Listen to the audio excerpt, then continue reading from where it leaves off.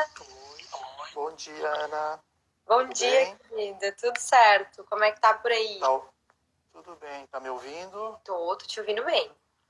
Que bom. Bom dia, pessoal. A Duda, pessoal chegando aí. Bom dia, Ana Maria, ó, da Comissão de Práticas Sistêmicas do IBDFAN, Carol, minha sócia do escritório. Temos muitos colegas hoje aqui, Fabiana. Tem. Que bom. Então, a gente está falando a semana toda aqui, né? Esse é o tema proposto da semana sobre a aplicação, né, da postura sistêmica, da visão sistêmica na advocacia e trazendo convidados especiais, assim como você. Muito feliz por ter aceito o convite. Para mim é uma honra receber você aqui. E também é um presente, né, para todo mundo que a gente poder mostrar, né, Fabiano, que é possível aplicar a visão sistêmica em todas as áreas, né, do direito. Porque as pessoas ficam muito restritas ao direito de família, né, achando que, quando a gente fala em atendimento humanizado ou quando se fala em visão sistêmica, isso ainda fica um pouco nebuloso, né? Fica um pouco ali, as pessoas achando que é só na área de família. Então, a gente teve uma advogada previdenciária aqui trazendo como ela utiliza isso, essa visão dentro da advocacia previdenciária. Ontem eu e a Fabi falamos sobre os conflitos nas relações de trabalho. E hoje, então, falando sobre direito penal, tem bastante gente que está assim, nossa, como que pode isso no direito penal? E eu também gostaria que tu falasse um pouco sobre o teu trabalho na área da justiça restaurativa, que para mim é uma das grandes referências aqui. E, enfim, explicar um pouquinho para o pessoal como é, porque tem bastante estudante aqui, eu vejo que as meninas estavam assim contando as horas já para ouvir, porque está nascendo muito trabalho também nisso agora, né, Fabiano? Eu acho que com essa revolução ecojurídica, literalmente, que estamos vivendo, é mais do que hora, né, de assumirmos algumas posturas novas dentro do âmbito jurídico. Então, muito obrigada, bom dia e deixo contigo. Bom dia. Obrigado, Ana. Eu agradeço pelo teu convite. A gente se conheceu rapidamente, conversamos muito rapidamente aqui em Balneário Camboriú, na tua passagem, no ano passado, né? Uhum. Mas a gente conseguiu assimilar ou afinar muitos assuntos, né? Então a gente mais ou menos pensa muito parecido com algumas questões. Fico muito feliz mesmo por estar aqui. Eu acho que é importante a gente ter esses espaços. Sempre do caos a gente cria, né? E esse caos da pandemia fez com que muita criação fosse feita. E isso é extremamente interessante. Então, eu nunca vi, não tinha percebido, ou eu acho que não existia uma dimensão tão grande do sistêmico como está tendo agora, em razão de tantas lives e tantos. Claro que muita gente diz, é maçante e tal, mas assim, assiste quem quer e tem muito conteúdo, né? E isso é importante, porque como é um assunto muito novo, isso desperta muita curiosidade e é uma plataforma interessante que a gente consegue esclarecer muitas coisas. Exatamente. Porque eu vejo que há muito desconhecimento ainda com relação à questão do que se chama de constelação, do que se chama de direito sistêmico, que me motivou a criar um canal no YouTube agora essa semana, Ana, para fazer vídeos curtos para tirar dúvidas. Porque eu vejo que falta muito ainda o básico para o pessoal. Então, é muito importante esse canal. Está de parabéns para fazer isso. É um canal que a gente precisa mesmo. Bom, eu acho que assim, o movimento sistêmico no Brasil, ele surge às avessas, né? Ele surge do menor para o maior. Porque a gente trabalha dentro do judiciário, eu estou falando. A gente começa a trabalhar com as constelações sistêmicas no judiciário, que é um movimento que surge há um tempo, né? Não tão lá atrás, mas assim, uns 4 anos talvez que explodiu isso no judiciário. E aí o pessoal confunde a questão da postura sistêmica, do pensamento sistêmico, como se fosse tudo constelação. E a constelação é um mini mundo, é um micro. E nós temos, antes da constelação, nós temos o macro, que o pessoal não tem, muitas vezes, a percepção de onde isso surge. E aqui a gente precisa dar o crédito para o Bert Hellick, que fez toda a organização, né? Sistematizou a terapia breve da constelação familiar, que se chama recolocação familiar, também, que talvez seria o termo mais apropriado. Então, o mérito é todo dele, né? Mas ele bebeu em várias fontes. Exato. E isso parece que fica esquecido. Então, assim, antes da constelação, nós temos um pensamento sistêmico. E esse pensamento sistêmico, que tem um viés no pensamento complexo, isso está na filosofia há muito tempo. Há muito tempo. Isso vem lá na psicologia, né? A psicologia sistêmica já trabalha com isso. Então, a gente precisa, sim, considerar o grande trabalho que o Bert fez, mas precisa também conhecer quais são as bases e quais foram as fontes que ele bebeu para construir essa terapia, para construir essa proposta tão bacana que é a constelação familiar, a constelação sistêmica. Não preciso ficar preso a... Não. Eu preciso... E quando eu amplio esse campo de visão, quando eu começo a estudar o pensamento sistêmico, eu começo a perceber que cabe muita coisa dentro do pensamento sistêmico. Porque o pensamento sistêmico é um pensamento complexo, que trabalha com Morin, pensamento sistêmico que trabalha com Maturana, ou seja, todo esse pessoal vão te dar uma base para que você possa trazer vários conteúdos e vários caminhos para dentro desse pensamento. Então, a postura sistêmica não é apenas uma postura sistêmica embasada na constelação. Não é isso. Eu acho que é muito limitador isso. Então, se eu penso em pensamento sistêmico, em postura sistêmica, eu trago a constelação familiar, eu trago a justiça restaurativa, eu trago o sistema multiportas. A advocacia colaborativa também tem muito... Exatamente. Eu trago todos esses caminhos que possibilitem que a gente possa chegar lá no final, que eu acho que o objetivo de todos nós é a cultura de paz, o nosso destino é a cultura de paz. E todos eles são caminhos para a cultura de paz. Né? Então, eu não, o que eu fico assim, às vezes estranho um pouco, Ana, é que dentro da própria OAB, as comissões que surgem são comissões que não conseguem alinhar, por exemplo, a mediação com a constelação, a justiça restaurativa com a constelação, a justiça restaurativa com a mediação.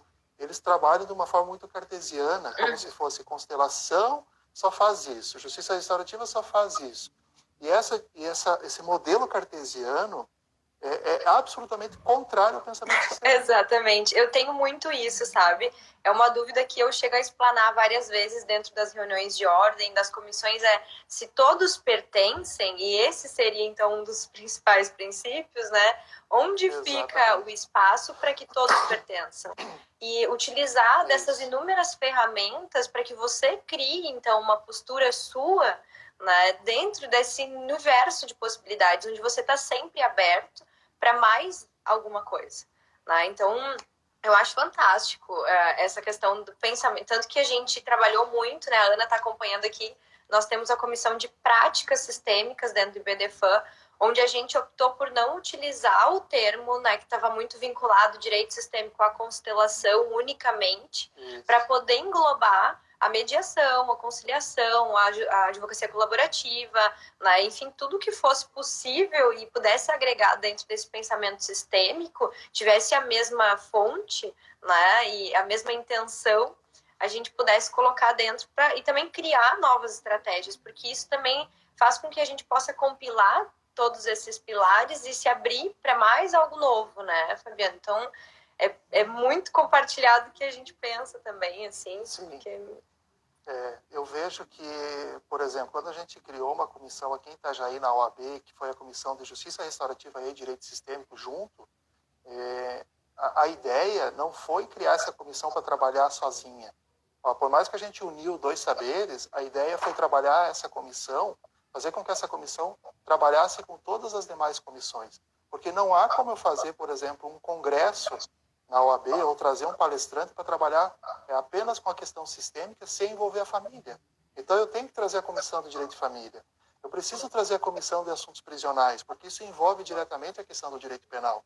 Então tu vê como ela é uma interface que ela caminha por todos os saberes. E eu vejo, e a minha crítica é uma crítica construtiva, no sentido de, muitas vezes, as pessoas entendem isso como um nicho de mercado. Assim, agora eu estou aqui, eu só faço isso. Não, se você está nesse pensamento sistêmico, Se você realmente assume essa postura sistêmica, tu tens que transitar por todos os saberes. Sim. Porque, e aí puxando um pouquinho para a minha área, que é a questão do penal, o direito penal, por mais que ele é um campo específico, mas ele é um campo que recebe interferências de todas as demais áreas. Porque lá no direito de família, assim, o direito penal é um espelho do direito de família. Né? Se a gente for trabalhar com as questões criminais, por trás de quase todas as questões criminais, no olhar sistêmico, você tem um problema familiar. Então, o direito de família e o direito penal andam muito junto. E é muito comum eu conversar com advogadas, principalmente, que são da área da família, e dizem assim, eu não suporto o direito penal. Eu falo assim, olha, você talvez não está compreendendo que por trás do teu movimento de direito de família existe automaticamente um crime, ou vai existir. Então, passa pelo direito de família também a questão criminal. E muitas vezes a prevenção vai surgir ou vai ter a necessidade de ser feita lá no direito de família, numa conciliação bem feita na hora da separação. Isso vai evitar preventivamente um futuro crime, quem sabe, uma questão da Lei Maria da Penha. Então, é essa visão que a gente precisa ter. Os profissionais precisam ter a visão, a percepção de que os movimentos que eles fazem dentro das suas áreas de atuação são movimentos que refletem em outras áreas de atuação. E eles têm que assumir a responsabilidade, muitas vezes, porque eles estão com um papel na mão que é um papel de prevenção de delito. Então, o direito penal é aquilo que recebe, como se fosse o grande mar que recebe todos os rios nele, né? Porque tudo que não dá certo no direito trabalhista pode desembocar num crime. Direito de família num crime. Direito civil pode desembocar num crime. Então, tu veja que o direito penal está sempre aqui. E esse direito penal que está aqui, ele é muito mal visto pela sociedade, ele é muito mal visto por quem não trabalha nele. Então, esse movimento sistêmico que a gente traz para o direito penal é um movimento de humanização do direito penal. É um movimento para demonstrar que o direito penal, ele é antes de um instrumento de punição, ele é um instrumento de garantias de todos nós. Um instrumento de garantias nosso para com o Estado, ou seja, ele é necessário, ele é um limite. Né? O Estado, se não tivéssemos o direito penal codificado, o Estado teria uma liberdade muito grande. Então, olha só, nesse olhar sistêmico, eu preciso honrar o direito penal. Por isso que eu sou contrário às teorias de revogação total do direito penal, porque ele tem uma função. Agora, a função real dele é essa, é correta. Só que aí a gente desvirtua a função dele, trazendo ele como sendo o grande guardião da paz jurídica, da paz social. E ele não tem essa função. E aí a gente distorce. E aí é onde entra, então, um viés do direito penal que não tem eficiência. Então, a gente, primeiro, nessa postura sistêmica, a gente respeita o direito penal na sua função primordial, que é uma função de garantia minha e tua, Ana. É ele que nos dá a garantia de estarmos aqui hoje conversando. Por quê? Porque há uma proibição do Estado estar aqui, proibindo que a gente esteja, entende? Há uma limitação. Então, ele tem um papel extremamente importante. Honramos ele. Dentro do Estado moderno, ele aparece como sendo um dos primeiros modeladores do Estado. Então, ele tem uma hierarquia. Ele precisa ser respeitado. Só que a gente começa a trabalhar com o direito penal numa função muito simbólica. E aí, esse olhar sistêmico precisa ser implementado para os construtores, os que trabalham no direito penal, para humanizar isso. E aí a gente vai começar a humanizar a fala, começar a humanizar as posturas, começar a humanizar a execução de pena. Então veja que é um trabalho muito grande. A gente pode humanizar isso a partir da própria legislação. Nós temos algumas legislações, que depois eu trago um exemplo, de que elas já têm um viés sistêmico. Mesmo o legislador não tendo a mínima ideia do que seja o sistêmico, talvez o sistema já está colaborando com que essa legislação venha e abra a possibilidade. Só que, assim, nós temos algumas legislações que trabalham com essa possibilidade de humanizar, de ter um olhar mais amplo, mais complexo para o problema, só que nós temos ainda construtores jurídicos, e eu gosto desse termo porque operador, para mim, me parece muito mecanicista, né? Então nós precisamos ser construtores jurídicos, porque esses construtores jurídicos, esses juiz ou promotor, eles precisam assumir essa função e fazer com que isso aconteça. Porque senão nós vamos ter apenas uma lei abstrata. E o que eu percebo hoje é um judiciário que reflete muito uma cultura punitiva da sociedade. E aí nós precisamos, então, ter um controle, um equilíbrio disso, né? Sim. Então, veja que é um papel muito interessante, eu acredito longo que que esse temos. colapso todo do judiciário, né, Fabiano, vem justamente por isso, desse sistema mecanicista extremamente cartesiano que não enxerga os contextos que moldam, na verdade, os processos, né? Porque quando tu fala assim, tudo, o direito penal permeia todas as áreas, de fato, se você conseguisse compilar, né? E nós tínhamos uma juíza aqui que era da vara crime, e quando eram casos de violência doméstica, ela já resolvia as questões de família, já trabalhava tudo junto, e aquilo já ia, né, já saía pronto da audiência. Então, de alguma forma, ela já trabalhava aquilo, ela tem uma postura bem sistêmica, ela já trabalhava com justiça restaurativa na comarca dela antes. Então, assim, o resultado era muito mais efetivo, porque quando você consegue enxergar os contextos, né, e abrir, expandir esse viés, você consegue, então, também amenizar, não só humanizar, mas começar a amenizar esse colapso todo, porque a gente nós que somos advogados, a gente sabe, né, o jeito que está o judiciário, porque ao menos aqui na minha cidade, a gente teve recesso em dezembro, depois teve uma greve do judiciário gaúcho no início do ano, agora teve o Covid, então, assim, os processos estão aguardando, muitas vezes, né, os crimes acontecendo, as famílias que não resolveram os problemas de família, transformando isso em crimes, as questões de trabalho que não foram resolvidas e com esse estado de sobrevivência aflorando nas pessoas, transformando isso em crimes, né, e esse colapso inteiro do sistema, por conta dessa morosidade, por conta dessa não observação dos contextos, por conta dessa função mecanicista, e é isso, e é taxativo, enfim.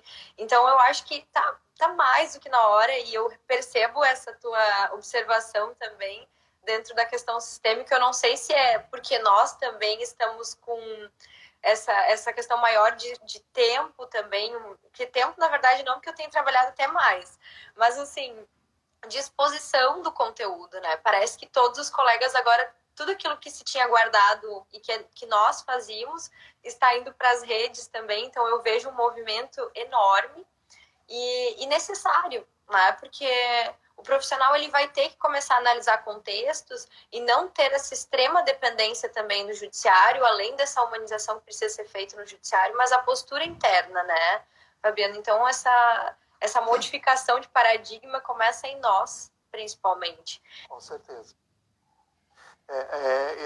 Eu acho que assim, a solução para uma melhora do judiciário é a gente não utilizar o judiciário. O judiciário já deu conta que não suporta isso. Então, o nosso papel é um papel de trabalhar de forma preventiva. E é nesse contexto que eu tenho focado as minhas pesquisas ultimamente, com relação principalmente à questão do restaurativo, porque o restaurativo, e eu não falo em justiça restaurativa, porque a justiça restaurativa pressupõe estar no judiciário, Sim. mas eu amplio esse olhar para as práticas restaurativas.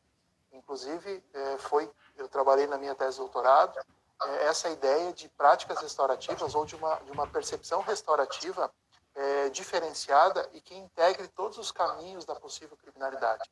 Então, eu trabalho na comunidade como prática restaurativa preventiva, e aí eu preciso ter locais para isso, preciso ter grupos que façam isso. Isso pode ser feito na escola, isso pode ser feito nas universidades, nos seus escritórios modelos, pode ser feito no SISUS, pode ser feito em vários locais, sem que isso ingresse no judiciário.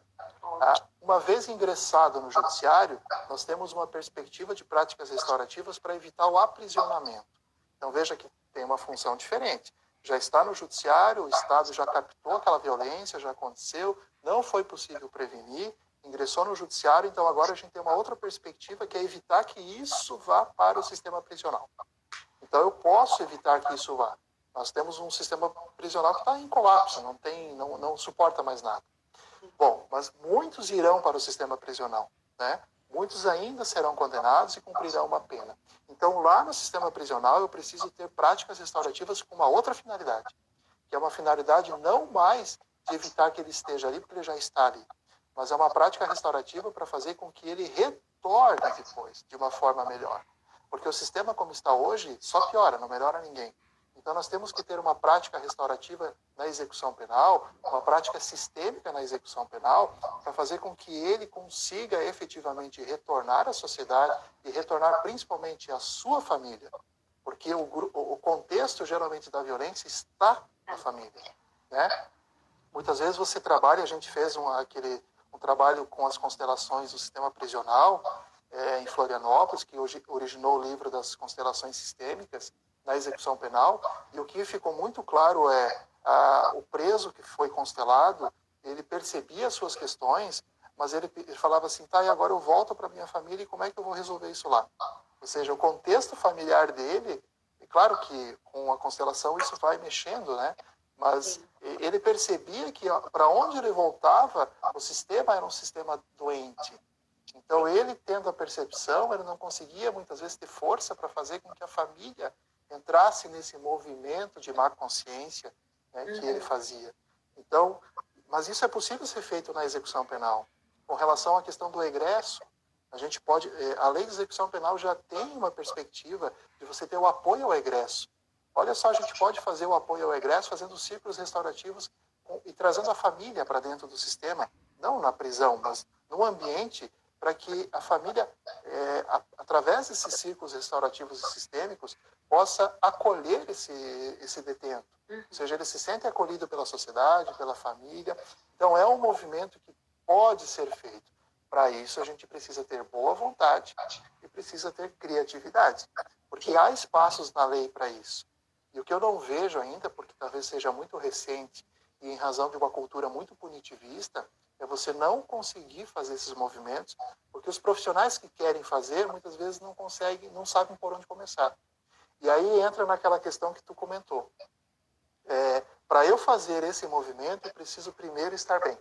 Ou seja, para eu entrar no sistêmico, eu preciso primeiro ter feito todo o movimento interno, né? Então, um juiz que trabalha com a visão sistêmica na sua vara, lá na sua comarca, primeiro ele precisa estar, ele tem que estar pessoalmente estruturado para isso, né? E aí depois ele vai estruturar toda a sua equipe para depois ele estruturar o trabalho que será oferecido à comunidade. Então, não é simplesmente abrir uma oficina de constelação que vai dar tudo certo. Não. Primeiro tem que estar, você enquanto juiz, enquanto promotor, enquanto advogado, você tem que estar nessa postura sistêmica. Isso é uma postura de autoconhecimento, que não é de hoje para amanhã, né, Ana? Tu sabe quanto tempo tu está buscando, quanto tempo a gente está buscando, né? Isso demora, isso é uma coisa que tem que ser construída. Eu recebo direto, assim, até ontem teve muitas após a questão da live trabalhista, né? E muitas perguntas. Seguidamente vem, onde tu iniciou a tua formação? Quanto tempo? Né? E ontem teve uma pergunta que era assim, quanto tempo para ser constelador? Quanto tempo para poder aplicar isso? E eu vejo muito isso, né, Fabiana? Eu nunca parei de fazer formação. Eu acho que... Formação é constante, né? Eu não sei mais, já perdi as contas, porque só nessa quarentena até ter curso online a gente faz, né? Abre qualquer coisa a gente está fazendo. Então, assim, não tem fim, gente. E quanto mais você se compreende, quanto mais você compreende as dinâmicas do seu sistema, quanto mais você compreende o todo, mais questões você traz, mais você consegue olhar para os seus clientes de outra forma, mais criatividade você tem para criar novos projetos, mais isso acrescenta, né? Então, é muito isso. Realmente, as pessoas precisam começar por si, né? Quebrando esse paradigma e começar a olhar para dentro, né? Esse processo de autoconhecimento do profissional. E realmente ele não é fácil, né? Mas toda vez que você abre algo, né? Vem assim uma caixa preta, a gente brinca, né, Fabiana, que vem um monte de coisa ali, quanto mais você abre, mais coisa tem. E é incrível, porque nenhum de nós veio parar no direito à toa também, né? E dentro das suas áreas específicas. Então, eu admiro muito o pessoal do penal e confesso que cada vez mais eu vejo essa conexão, entendendo o universo sistêmico da família com o penal, a gente já quase não separa mais, e era algo que eu não tinha antes, né? Eu trabalhei muito tempo já vai fazer 10 anos, o tempo passa muito rápido, na Defensoria Pública e eu fui chamada para exercer, no meu último ano de faculdade, um estágio na área penal. E eu dizia assim, eu não consigo.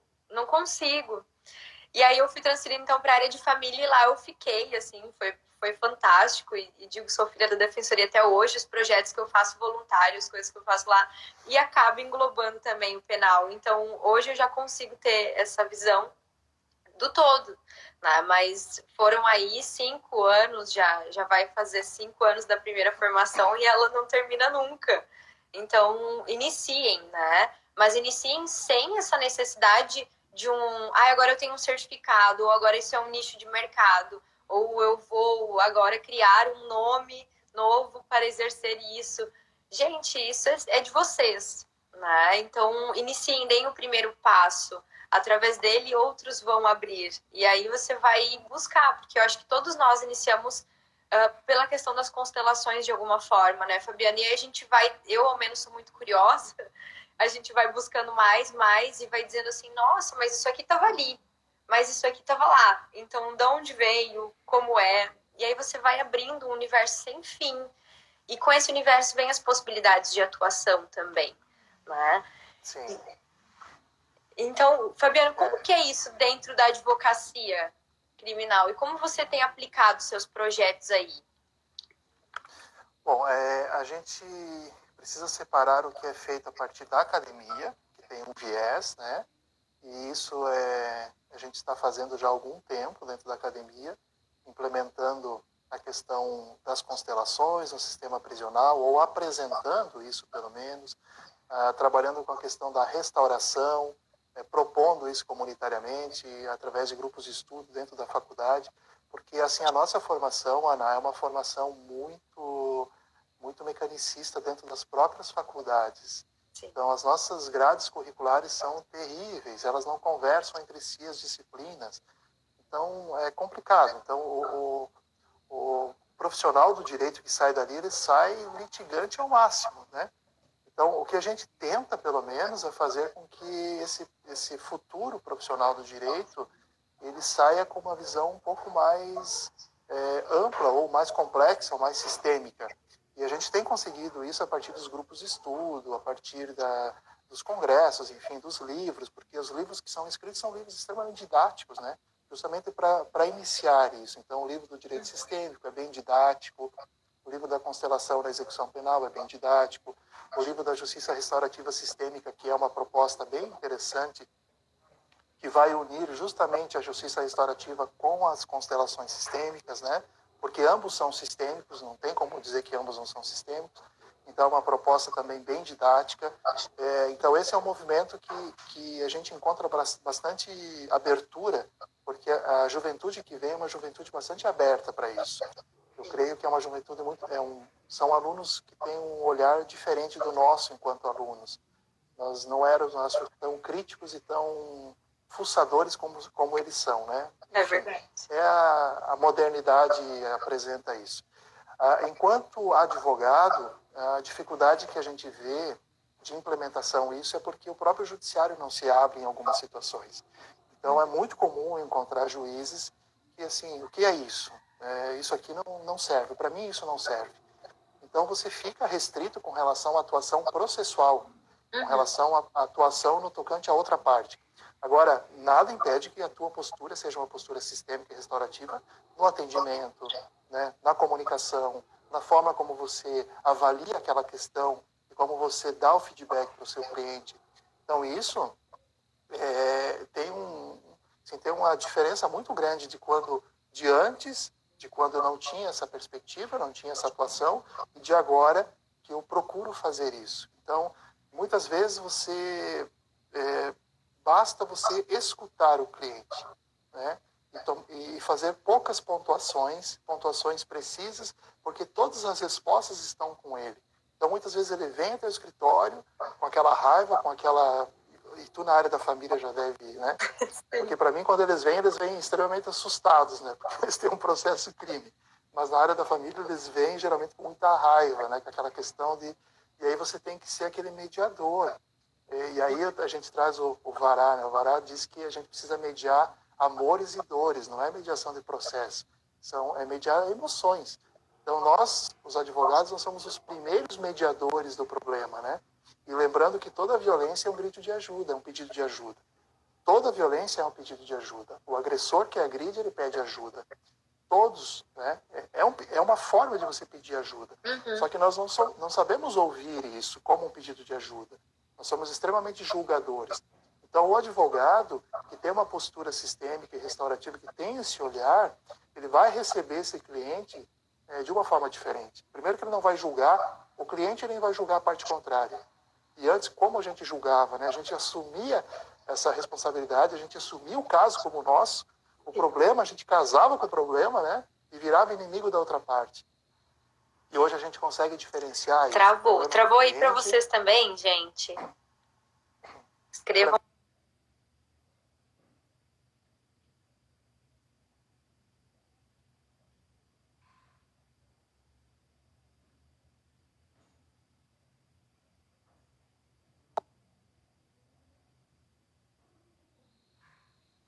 Oi, voltou? Voltou. Tinha travado ali. Isso. Pronto. Então, retornando aqui, essa postura que o advogado tem como sendo o primeiro mediador que recebe o problema, é interessante porque ele passa a não fazer mais julgamentos, a não casar com o problema, né, a não casar com o conflito, porque esse conflito não é dele. E isso faz toda a diferença. Você fica leve, você não faz parte daquilo, você pode ser um colaborador para aquilo, mas você não faz parte daquilo. Aquilo não é seu. Então, essa é uma postura que o advogado tem. Se o juiz, muitos juízes, né, acabam tendo um peso nas costas, por quê? Porque eles assumem aquela responsabilidade. Nós temos, muitas vezes, promotores que são promotores de acusação, assim, vingadores, né? Então, imagina o peso que essa criatura leva para ele. Questões que não são dele. Ele está ali como um agente do processo que tem uma função específica, mas não se emaranha nas questões das partes.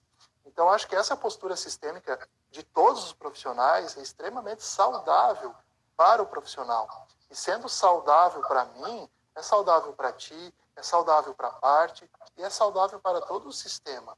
Seja o sistema processual, porque isso interfere muitas vezes, essa carga que a gente leva, né? Esses julgamentos que a gente faz, ou seja, para o sistema da minha família e o sistema da família desses que estão envolvidos nesse conflito. Então, acho que a grande sabedoria do profissional que trabalha de forma sistêmica é não se emaranhar nas questões dos clientes. Eu já tenho os meus problemas, eu já tenho o meu sistema e os meus emaranhamentos. Então, imagina eu me emaranhar com as questões dos 10 presos que surgem para mim. Então, imagina, onde é que eu vou parar? Né? Então, esse equilíbrio é preciso ter. E eu vejo que muito advogado não tem isso. E aí ele se esgota, ele cansa, ele vai acabar saindo. Advogar na área criminal é muito pesado. Para mim não é. Já foi pesado. Para mim hoje é leve. Mas é uma questão de postura. Não é que advogar na área criminal é pesado. É a forma como você está advogando na área criminal está sendo pesado. Porque você está assumindo questões que não são suas. Então não existe área leve e área pesada. Existe postura que te faz estar leve, postura que te faz estar pesado. Não é uma questão do direito penal, do direito civil, do tributário. É uma questão tua. É uma questão de como você se posiciona para isso. Fabiano, tem algumas pessoas aqui dizendo, o júri acaba fomentando esse discurso litigante do promotor que às vezes promove um teatro para os jurados. E não só o promotor, né? Porque às vezes vira uma disputa entre advogado e promotoria também muito grande, né? Acho que travou de novo. Travou aí para vocês, gente? Ok aí? Voltou? Então, Fabiano, como que administra, né, essa questão quando existe essa disputa no ambiente do júri? Né? Porque isso faz também com que o cliente não seja visto, o caso não seja visto, a vítima não seja vista, né? E vira realmente uma disputa entre advogado e promotor, e isso torna exatamente ainda mais pesada essa advocacia criminal, né? Porque você exclui tudo, você vira o dono do processo, eu acredito, né? E logo como que faz quando existe essa situação de você quer trazer os contextos e às vezes o promotor ele tem esse instinto, né, de só condenação, não quer olhar para o resto, né? Como que funciona isso para você? Como é? Primeiro, com relação ao Tribunal do Júri especificamente, eu vejo todo o Tribunal do Júri como sendo um grande teatro, né? Porque há muitos julgamentos, se não a maioria, em que os julgamentos são decididos pelos jurados muito menos por análise de prova e muito mais por atuação no palco do júri. Ou seja, eu acabo sendo convencido pela fala sem entrar na prova. E é muito comum promotores e advogados que têm a facilidade de falar, que têm o dom da oratória, eles convencem o jurado e nem tocam na prova. Ou seja, eles nem analisam a prova. Então, olha só, tu trouxe a questão assim, o acusado é deixado de lado, a vítima é deixada de lado. As provas são deixadas de lado. E todo aquele cenário é criado para o convencimento. Então, veja que nós estamos num passo atrás ainda. Primeiro, eu teria que ter o quê? A questão de realmente condenar ou absolver alguém com base numa prova, né, naquilo que está no processo. Então, os atores ali, os sujeitos, advogados e promotores, eles fazem com que os jurados saiam da prova e justamente venham para o meu convencimento. Eu tento convencê-los. Então, esse é um problema. E o segundo o acusado e a vítima, eles dificilmente fazem parte desse julgamento, né? Eles estão sempre fora disso. Agora, se eu tenho uma postura sistêmica e entro num tribunal do júri em que o promotor não tem essa postura sistêmica, é extremamente difícil, porque eu não posso entrar no mesmo sistema de atuação dele, né? Então, para quem não entende isso, vai ter a seguinte ideia: o promotor ganhou o júri, porque o promotor é mais combativo, o promotor é mais incisivo, o promotor fala, o promotor faz a parte. E o advogado não, o advogado é mais contido. Ou ao contrário, o advogado é mais assim, o promotor é mais contido. Então veja que isso para o jurado, ele leva isso como sendo o bom e o ruim. Então nós temos ainda um caminho muito longo para você conseguir fazer com que esses jurados compreendam que muito mais do que o papel de atuação dos profissionais que estão ali, existem pessoas por trás daquilo, existe todo um conjunto de prova que é muito mais importante do que a atuação do promotor e do advogado.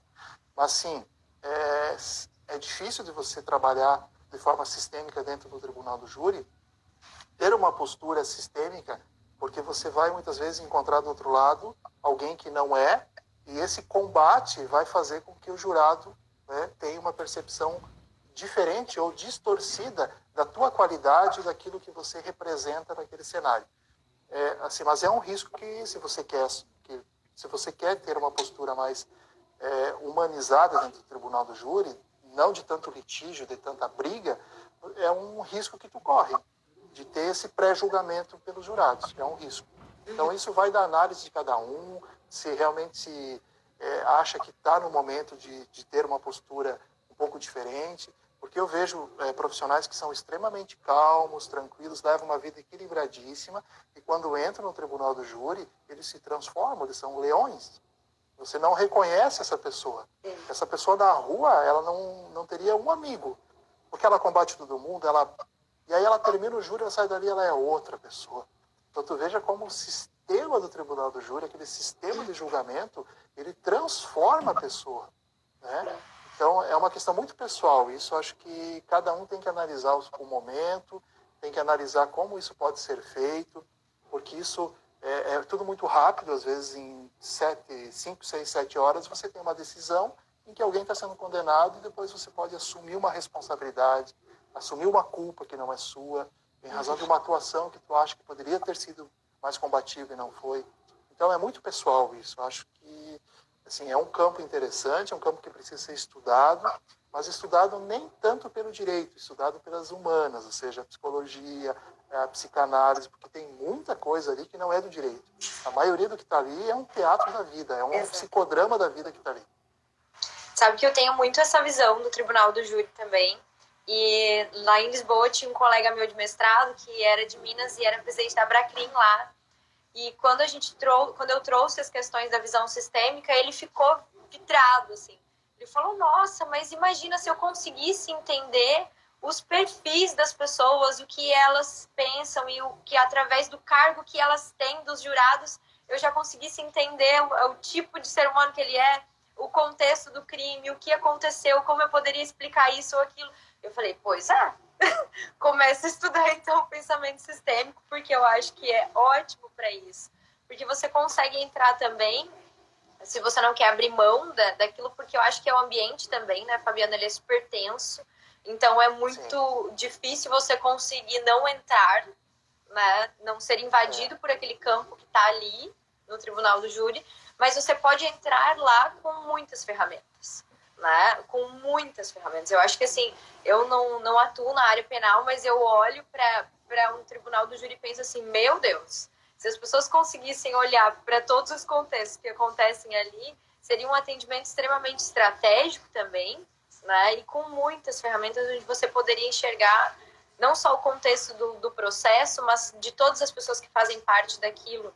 Então, eu acho que é uma atuação, essa posição sistêmica dentro do tribunal do júri, ela é possível, né, como tu mesmo trouxe, mas vai depender do posicionamento de cada um mesmo, até porque... Do autocontrole, né? Exatamente. Tu tem que ter um autocontrole muito grande, porque é difícil tu estar sendo, muitas vezes, atacado e provocado ali e se manter um equilíbrio. Isso tem, nós somos humanos, extremamente em formação ainda, então é muito difícil tu ter esse autocontrole ali. Exatamente. E sabe que aqui no Sul, o meu martelo maior também é que eu fico batendo aqui, é dentro das universidades também. Eu dou alguns cursos de extensão dentro da universidade, ainda não temos pós-graduação, tenho na PUC somente, mas e a da Verbo, que eu sou professora, mas ainda eu sinto essa falta dentro das universidades dessa modificação de postura, sabe?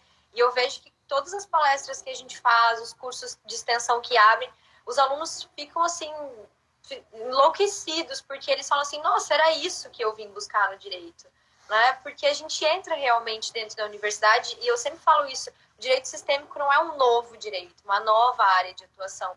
Para mim, particularmente, é o resgate da essência do direito, onde a gente volta lá para aquela advocacia artesanal, para o nosso papel realmente, do que realmente cabe do nosso lugar, né? Então, é resgatar aquela paixão que fez você buscar o direito lá no início, que é aquela paixão que era leve, né? Aquilo que impulsionou você para dentro do direito, porque é realmente servir a algo, né? E não algo meu particular, onde eu entro numa posição de eu vou salvar alguém, ou eu, né, faço pelo cliente.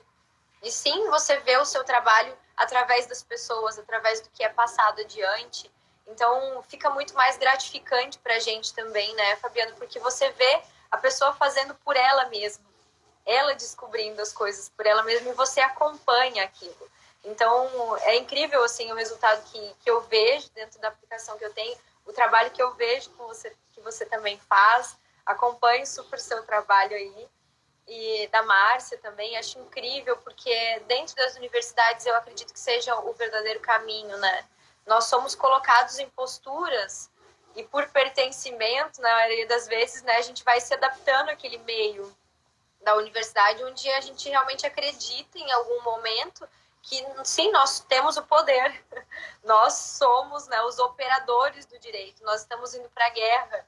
Né? Então, tem os livros que são nos prestados e todo o sistema mecanicista que a gente estuda faz com que a gente entre dentro dessa postura de salvadores. E eu acho que é isso que pesa muito, né?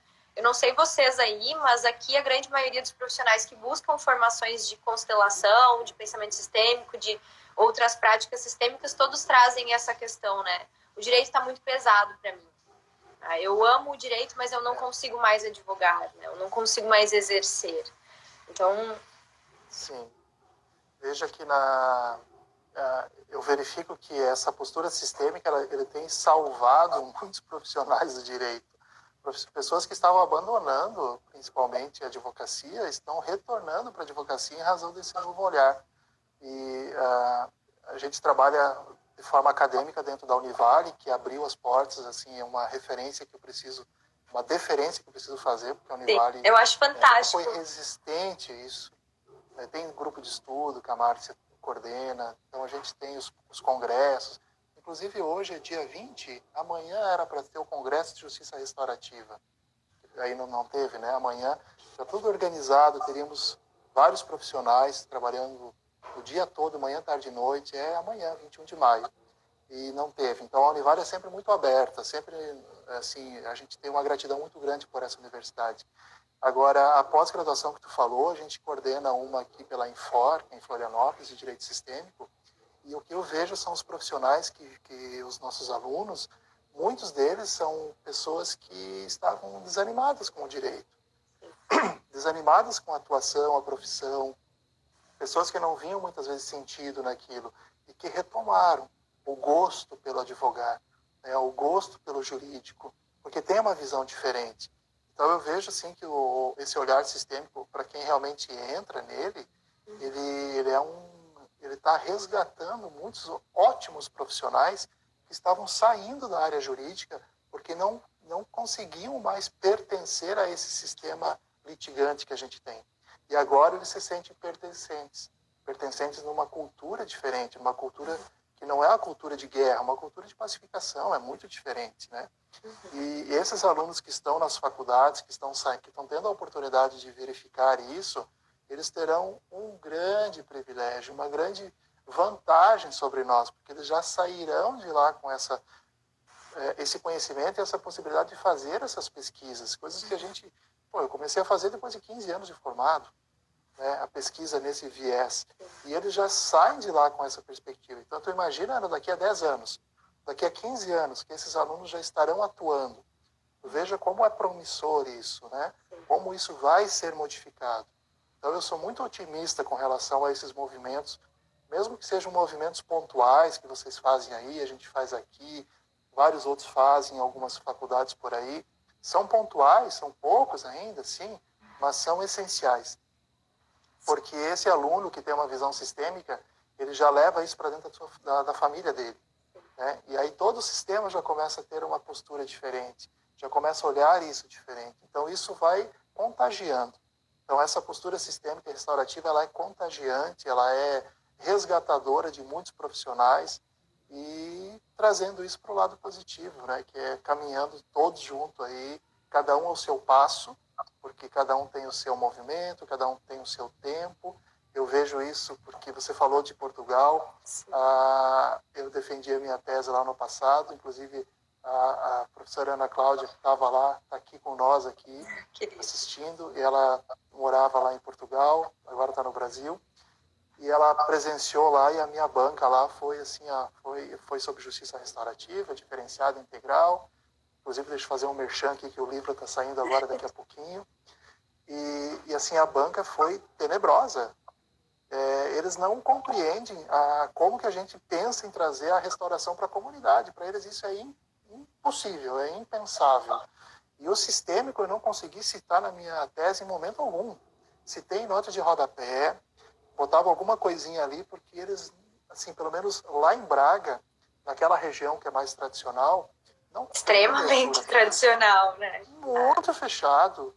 E a banca, um avaliador da minha banca chegou uma hora e falou, em um momento da avaliação ele pediu para mim em que país eu vivia, em que mundo eu vivia. Porque esse mundo que eu queria é um mundo que não tem como ser construído. Pensa. E aí você tem que sustentar aquilo. Dizer assim, tudo bem, pode ser uma visão utópica minha, mas é uma visão que eu quero seguir. Veja como a gente tem ainda... E o Brasil está bem avançado nisso. Se tu pega Portugal, que é uma referência e tal, nós somos muito mais avançados neles com relação a isso, né? Exatamente. Então eu vejo que nós estamos trilhando um caminho muito bonito. O Brasil tem essa característica de misturar tudo, de jogar para cima e veja no que sai, mas a gente faz acontecer. Isso é uma vantagem do brasileiro, do nosso povo. Sim, e eu acho que é por isso que eles gostam tanto também, né, que a gente vá para lá, porque, ao menos no direito de família, eu fiquei chocada, confesso, porque eles estão iniciando os estudos da união estável lá. E aí a gente levava, né, vários outros tipos já. Quando a gente falou contrato de namoro, eles me olhavam assim, meu Deus, mas existe diferença entre, né, isso ou aquilo? Então, o Código Civil também, na minha área, né, eu faço um mestrado lá, mas a minha sorte é que uma das a minha orientadora, ela trabalha muito com bioética lá, e trabalha muito com essas questões de genética, enfim, e ela ficou maluca quando a gente entrou na parte da epigenética voltada à aplicação da visão sistêmica, as constelações e como poderia compreender os conflitos familiares com isso. Então, assim, a gente teve que pegar um viés mais científico, né? Observe, sair da constelação, entrar num viés mais científico para poder que eles pudessem compreender o que a gente fazia aqui no Brasil. Então, e é isso que é o bacana, né? A gente não precisa entrar de novo, voltando aquilo. Se eu fosse lá e dissesse assim, 3 leis do amor, não sei o quê, eles dizem assim, tu tá louca. Tu tá louca, que é isso, né? Então eu preciso buscar através dessa... E aí eu vou falar óbvio das 3 leis, mas eu preciso fundamentá-las. E eu acho que isso é bacana pra gente dentro do direito, né, Fabiano? Pegar primeiro, né, essa primeira imagem da constelação, mas buscar mais, buscar fontes onde a gente consiga trazer e criar esse âmbito respeitoso dentro do direito que é necessário, né, científico, né? Então a produção dos artigos, a produção dos livros é extremamente importante para que a gente crie também para as próximas gerações essa referência, né? Porque são caminhos que precisam ser trilhados, né? Então já foi, né? Parabéns. Eu sei que as bancas lá não são fáceis, inclusive a minha perna 5 horas de banca. Só 5 horas de banca. E assim, Ana, aqui no Brasil eles fazem banca de 1h30, 2 horas, e tranquilo, né? Lá eu pedi para o orientador, antes de ir para a banca, ele me chamou para ter uma reunião. E me explicou, falou assim, olha, a banca aqui é assim, assim, assim.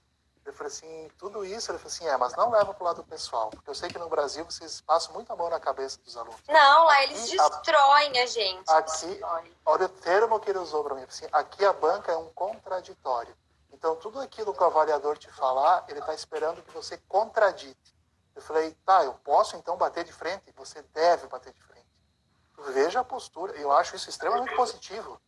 Porque daí a banca ali, aquilo ali parece um tribunal do júri. Nossa, é pior que um tribunal do júri. Esses tempos eu assisti uma lá, ele era até defensor da União, era um senhor de idade, o cara com conhecimento extraordinário. E o arguente, né, que é a pessoa que fica fazendo as pontuações, ele sentou em cima daquele senhor. Chegou num extremo o grau de humilhação que eu falava assim, para essa banca. Internamente eu falava, meu Deus, onde é que eles querem levar essa pessoa, né? Mas ele saiu super bem, e é isso, né? Quando a gente consegue compreender os contextos, consegue entender que a gente está ali por algo muito maior, que sim, esse mundo que a gente quer pode existir, a gente consegue. Parabéns, Fabiano, porque, olha, estou no aguardo da minha e confesso que é um pouco nervosa. Vai ser um pouquinho doído, mas no final dá tudo certo. Aí depois termina a banca, depois que termina tudo, tu pensa assim, agora eles vão embora, não vão nem me olhar na cara, porque estão bravos comigo. Eles vêm, te abraçam, dão os parabéns e falam assim, onde é que a gente vai jantar agora? E a gente tem que pagar ainda, né? A gente tem que pagar a janta. Agora é tudo amigo, agora eu vou pagar a janta, que sentaram em cima de mim até agora, aqui eu tenho que pagar a janta. É assim, é a tradição deles. E sai de lá tudo bem, ninguém tem nada contra ti. E é assim, é a cultura dele. Aqui no Brasil, eu sou orientador aqui, a gente participa de banca de graduação. Se você fizer mais que 3 perguntas em alguns momentos, depois o aluno vem te pedir se tu não gosta dele. Ou seja, é tudo levado para o lado pessoal, né? Não é uma questão de análise do trabalho, é uma questão de pontuação, de você tem que se posicionar, tem que manter isso. Isso é ciência. A gente leva muito para o lado pessoal. Para tu ver como a gente tem a questão da humanidade muito aflorada aqui. A gente leva tudo pro, né, o pessoal, assim, ai meu Deus, não gosta de mim. Ai meu Deus, o problema sou eu. Né? E lá eles não têm, nessa questão eles são muito bem resolvidos. Olha, eu gosto de ti, tá, agora o teu trabalho tá um lixo. Mas eu gosto de ti, não tenho nada contra ti. Mas o teu trabalho tá ruim. Eles não têm, eles não dosam as palavras para te dizer isso. Não. E aqui a gente tem todo um cuidado. Então tu imagina isso, o sistêmico lá, que é extremamente a CNV, a comunicação não violenta. Eles têm muita dificuldade de lidar com isso. Tem. Mas vamos lá, né? Seguimos. A gente está distribuindo, né? E semeando, né? Fabiana, eu fico muito feliz de criar essa conexão com você. A Márcia também. Nossa, eu sou muito grata a ela, porque vocês fazem um trabalho incrível, que eu admiro muito. Né? E espero que as universidades daqui do Sul se espelhem cada vez mais no trabalho que vocês fazem aí, porque é isso, é necessário. Né? Esse movimento é necessário. Então, deixo contigo as palavras finais. Muito obrigada, ainda temos aí 3 minutinhos. E o que você falaria, né, para os nossos colegas que estão nos ouvindo aqui? Primeiro, eu te agradeço, parabenizo por esse espaço que você cria, isso é importante, mantenha isso sempre, tá?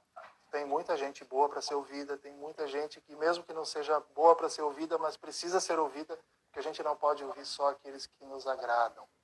Isso acho que esse é o grande não, mas assim, a mensagem que eu deixo é: não estudem apenas aquilo que lhe agrada, porque aquilo que lhe agrada é muito fácil de ser compreendido. Estude aquilo que lhe incomoda, porque se ele incomoda é porque quer te dizer alguma coisa. Então, vamos buscar saberes, mesmo aqueles saberes que a gente acha que não nos cabe. E às vezes ele tem um espacinho lá e ele vai fazer com que você olhe diferente para aquilo, né? Eu acho que assim, o nosso movimento é um movimento bonito, nasceu muito grande e está assentando, né?